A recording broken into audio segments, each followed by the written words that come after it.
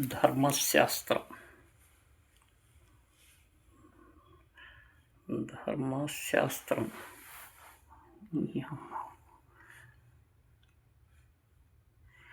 ధర్మశాస్త్రం సామాజిక ఉద్యమాలు, పోటీ పరీక్షలు, ఉద్యోగ భద్రత, ఆర్థిక సమస్యలు, విఫల ప్రేమలు, రకరకాల ఒత్తిళ్లు అన్నీ కలిసి పాముల్లా మనసును బిగించి మనిషిని నిస్సహాయుని చేస్తున్నాయి. కవలను స్తంభింపజేస్తున్నాయి. పరిస్థితుల్లో మనిషి తన వ్యక్తిత్వాన్ని వికాసింపజేసే ధర్మాన్ని అనుసరించాలి.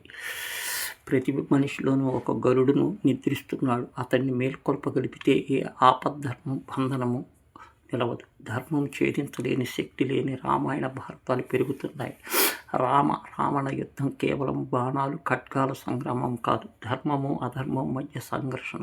కుమారుడి ఇంద్రియత్తు అత్యంత శక్తివంతమైన నాగశాస్త్రాన్ని ప్రయోగించినప్పుడు వేలాది విరుచుకుపడి రామలక్ష్మణ చేస్తులను క్లిష్ట సమయంలో వాయుదేవుడు సూచన సర్పజాతి సహజ శత్రువైన గరుడు ఆకాశమాకు దూసుకొని వచ్చాడు. దర్శనంతో సర్పబంధాలు విడిపోయి రామలక్ష్మణుడు పేర్కొన్నాడు. ధర్మబలం ముందు అధర్మ శక్తులు నిలవలేని సందర్భం. కాసేపు మోగబోయినా ఓడిపోవటం ధర్మబలాన్ని చిహ్నం.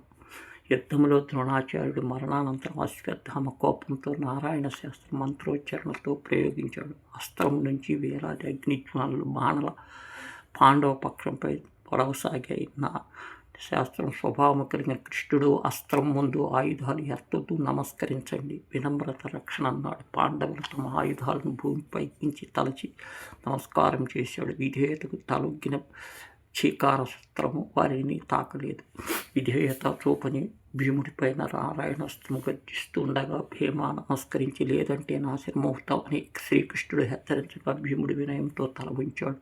అస్త్రము శాంతిని నిజానికి ఎదిరించే వారికి దివ్యాస్త్రము లోపడదు, దైవాన్ని అంగీకరించే వశమవుతుంది అంటాడు కృష్ణుడు. నారాయణ శాస్త్రం కేవలం ఆయుధము కాదు, ధర్మ పరీక్ష. మన శక్తి ఎంత గొప్పదైనా అహంకారం ఎదురొడ్డినా వినాశనం తప్పదని, వినమ్రత భక్తితో దాసోహం అంటే రక్షణ దొరుకుతుందని నేటి సమాజం ఎదుర్కొంటున్న సమస్యల నుంచి కూడా ధైర్యము, నమ్మకము రక్షణ కల్పిస్తాయి. ఎంత బలమైన సంఖ్యలైనా తెంచే గరుడి శక్తిలా ఉన్నత విలువలు, సత్యనిష్టలు, ధైర్యము, నమ్మకములో మనలో ఉండాలి. అన్యాయము, అవినీతి, ధర్మత్వం మొదట్లో విజయం సాధించినట్లు కనిపించినా చివరికి న్యాయమే గెలుస్తుంది.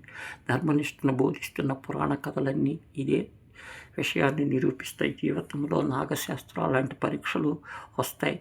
వాటిని భయపడకుండా లోపల గరుడు మేల్కొల్పాలి. మనలోని ధర్మము మనస్సాక్షిని కృతనిశ్చయము, అధర్మము బంధాన్ని కలిగించే దివ్యశక్తులు నాశనం చేసుకోవటం భక్తి మార్గం మన దైవాన్ని నిలుపుతుంది. అది కొద్ది చాలు.